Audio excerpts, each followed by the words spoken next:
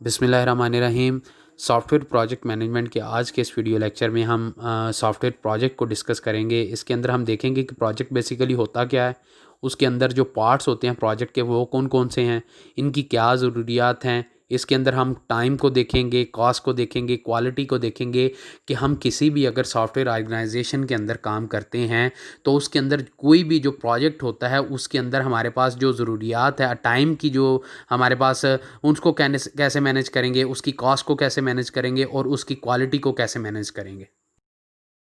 सबसे पहले देख लेते हैं कि बेसिकली हमारे पास प्रोजेक्ट क्या होता है। प्रोजेक्ट बेसिकली एक ग्रुप ऑफ टास्क होता है जो कि हमने किसी भी क्लियर रिजल्ट को कंप्लीट करने के लिए चाहिए होता है। यानी आप कह सकते हैं कि अगर कोई भी एक ऐसी टीम है, ठीक है, जो कि प्रोजेक्ट किसी भी प्रोजेक्ट पे काम कर रही है, ठीक है। फ़र्ज़ करें हमारे पास अगर सॉफ्टवेयर हाउस में अगर आप जॉब करते हैं तो अगर वहाँ पे हमारे पास जो ग्रुप ऑफ टास्क होंगे किसी भी टीम के, ठीक है, तो उस टीम के अंदर हमारे पास डिफरेंट हमारे पास प्रोग्रामर होंगे, डिज़ाइनर होंगे, ठीक है, और वेब डेवलपर होंगे। तो वो सारे के सारे क्या करेंगे, वो एक प्रोजेक्ट को क्या करेंगे, कंप्लीट करेंगे।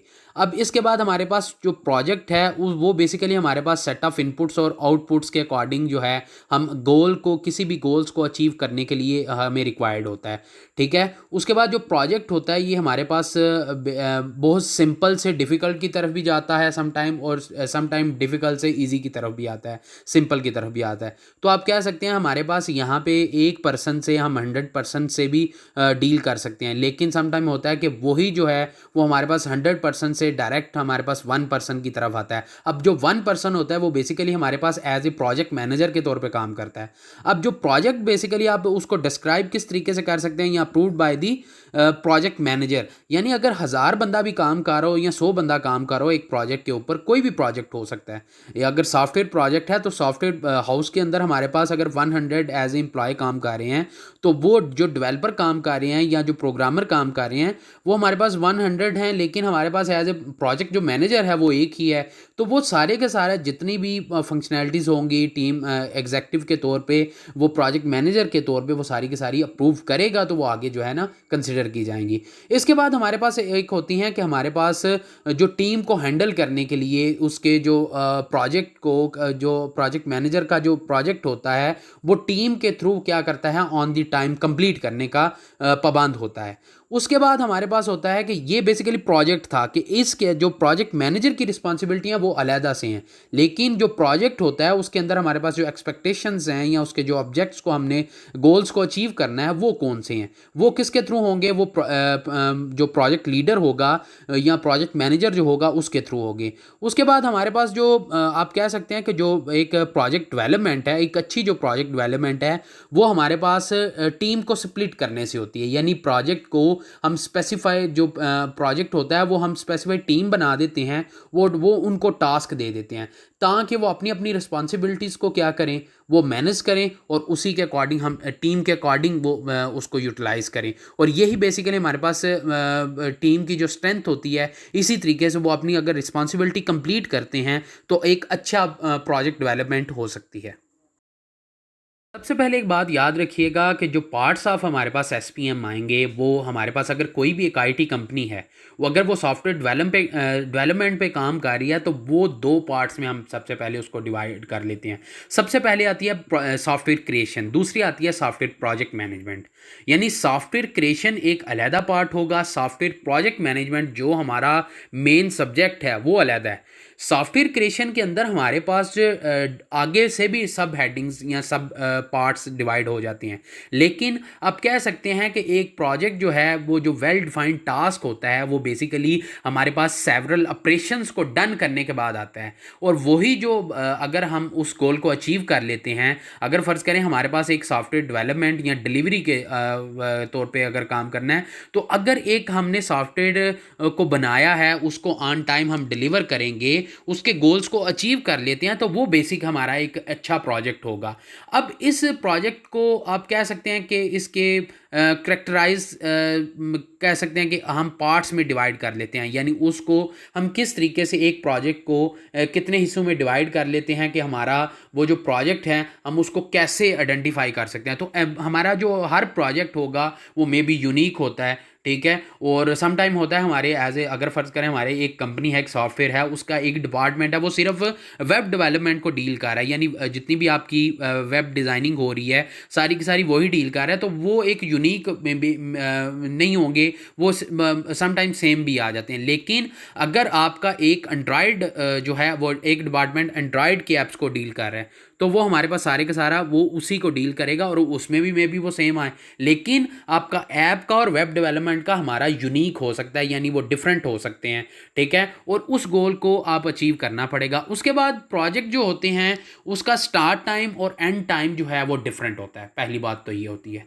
यानी हर प्रोजेक्ट का ना तो स्टार्ट टाइम होगा एक जैसा, ना ही उसका एंड टाइम होगा। सम टाइम होता है स्टार्ट टाइम भी सेम हो जाता है और सम टाइम होता है एंड टाइम भी सेम होता है, लेकिन ज़्यादातर कंडीशंस में ये स्टार्ट टाइम सेम नहीं होता, क्योंकि डिफरेंट जो कस्टमर होते हैं वो डिफरेंट टाइम के अकॉर्डिंग उसको डील करते हैं। उसके बाद हमारे पास जो प्रोजेक्ट की रूटीन जो होती है, एक्टिविटी जो होती है, वो डे टू डे ऑपरेशन के अकॉर्डिंग नहीं होती। सम टाइम होता है कि उसको डे टू डे एक्टिविटी के अकॉर्डिंग करना पड़ता है, लेकिन वो सम टाइम होता है वो नहीं भी करना पड़ता।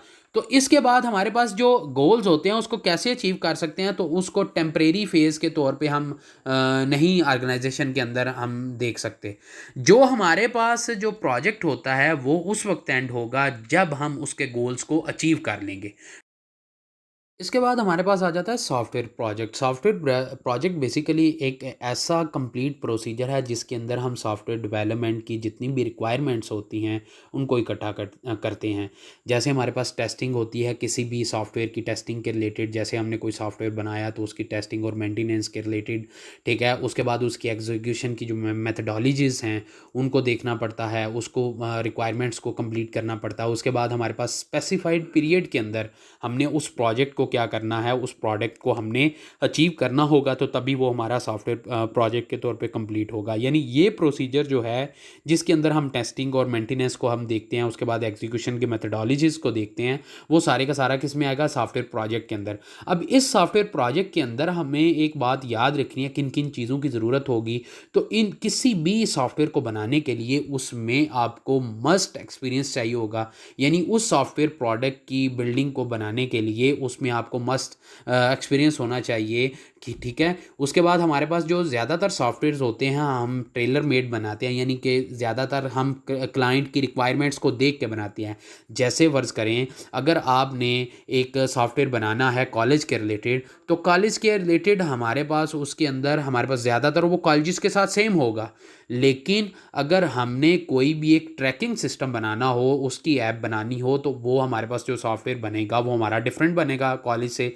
तो इसी तरीके से हमारे पास ये जो टेक्नोलॉजी है ये हमारे पास चेंज होती रहती हैं with the time of passage of time, ठीक है। उसके बाद उसका जो प्रोडक्ट का एक्सपीरियंस होता है वो डिफरेंट होता है। वो मे बी एक प्रोडक्ट के ऊपर अप्लाई ना हो सके, वो दूसरी पे अप्लाई हो जाए, वो दूसरी पे अप्लाई हो जाए लेकिन तीसरी पे अप्लाई ना हो सके। तो इसी तरीके से हमें जो प्रोडक्ट का जो कह लें कि उसकी जो टेक्नोलॉजी है वो मस्ट जो है वो हमें अपडेट रखनी चाहिए। उसके बाद हमें हर एक टेक्नोलॉजी के रिलेटेड हाउ नाउ होनी चाहिए। उसके बाद हमारे पास जो सॉफ्टवेयर डेवलपमेंट के लिए हमें इन्वायरमेंट चाहिए होता है, उसके अंदर हमें कैसे हम सॉफ्टवेयर प्रोजेक्ट को मैनेज कर सकते हैं एसेंशियली और एफिशिएंटली। तो उसके लिए हमें किसी भी सॉफ्टवेयर डेवलपमेंट के अंदर रिस्क मस्ट लेना पड़ता है। सम टाइम होता है कि कोई भी अगर फ़र्ज़ करें आप ऐप बनाते हैं तो वो हमारे पास एप्लीकेबल नहीं होती मार्केट में, लेकिन सम टाइम होता है कि हमारे पास कुछ अरसे के बाद हमारे पास वो क्या करती है, वो हमारे पास बड़ा अच्छा बेनिफिट हमें दे के जाती है। जैसे आजकल रनिंग कंडीशन के अंदर हमारे पास पहले स्काइप चल रही थी, लेकिन स्काइप ने अपने सिस्टम को अपग्रेड नहीं था किया, ठीक है। इसी वजह से दूसरी जगह उसने किसने ले ली, जूम ने ले ली। यानी स्काइप का इतना अरसा ये सिस्टम चलता रहा, लेकिन उसका जो बजट था वो ऐसे का ऐसे ही चलता रहा। उसके बाद उसका जो क्या कह लें मुनाफा जो कह लें वो भी ऐसे ही था। लेकिन अब जूम आई, जूम ने विद इन 2 to 3 months उसको क्रॉस कर दिया। क्या वजह, क्योंकि उसमें एडवांसमेंट मस्त थी। उसके जो उसके बिजनेस, उसके इन्वायरमेंटल जो कंस्ट्रेंट्स थे उसमें उन्होंने रिस्क लेके उसकी जो सॉफ्टवेयर डेवलपमेंट थी उसको बड़े अच्छे तरीके से मैनेज किया, उसकी जो सॉफ्टवेयर जो प्रोडक्ट्स थी उसको मैनेज किया। तो ये एक मस्ट बात याद रखिएगा कि कोई भी ऐसा प्रोडक्ट जो आप बनाते हैं वो समटाइम्स आपका बड़ा अच्छा अप्लाई होता है मार्केट में, लेकिन समटाइम होता है वो नहीं अच्छा कंसिडर किया जाता, लेकिन कुछ अरसे के बाद with the passage of time वो हमारे पास अप्लाई भी हो सकता है और उसका अच्छा रिज़ल्ट भी आ सकता है। तो ये बस इस बात से नहीं घबराना आपने, लेकिन आपने एक बात याद रखनी है कि आपने जो भी सॉफ्टवेयर बनाना है उसके लिए हमें टेक्नोलॉजीज़ की जो चेंजेस हैं उस पे और जो हमारे पास लैंग्वेजेस हैं उन पे मस्ट काम करना चाहिए। ठीक है, ये नहीं है कि एक लैंग्वेज को पकड़ के उसी पे बैठ जाना है। ठीक है, तो ये सॉफ्टवेयर प्रोजेक्ट को बनाने के लिए पीछे इसके लिए काफ़ी काम करना पड़ता है। इसके लिए ये जो हमारे पास सॉफ्टवेयर डेवलपमेंट के लिए हमें एक्सपीरियंस मस्ट चाहिए होता है ना, ये बड़ा मैटर करता है। तो आगे हम डिस्कस करते हैं कि इस सॉफ्टवेयर प्रोजेक्ट मैनेजमेंट के लिए हमें कौन कौन सी चीज़ों को देखना पड़ेगा, सबसे इम्पोर्टेंट जो है। इसके बाद हमारे पास सॉफ्टवेयर प्रोजेक्ट मैनेजमेंट की जो नीड्स हैं उनमें सबसे इम्पॉर्टेंट जो चीज़ है हमने देखनी है कि हमारे पास ये जो फिगर शो हो रही है कि इसके अंदर हमारे पास 3 चीज़ें मस्ट इम्पॉर्टेंट जो हैं। किसी भी सॉफ्टवेयर ऑर्गेनाइजेशन के अंदर हमारे पास जब कस्टमर को हम कोई भी प्रोडक्ट सेल या परचेज़ के अंदर हम देखते हैं तो उसके अंदर सबसे पहले हमारे पास आती है डिलीवरी। क्वालिटी प्रोडक्ट के लिए हमारे पास जो सॉफ्टवेयर ऑर्गेनाइजेशन की जो डिलीवरी है वो ऑन टाइम होनी चाहिए। दूसरी बात यह है कि हमारे पास उसकी क्वालिटी मस्ट होनी चाहिए।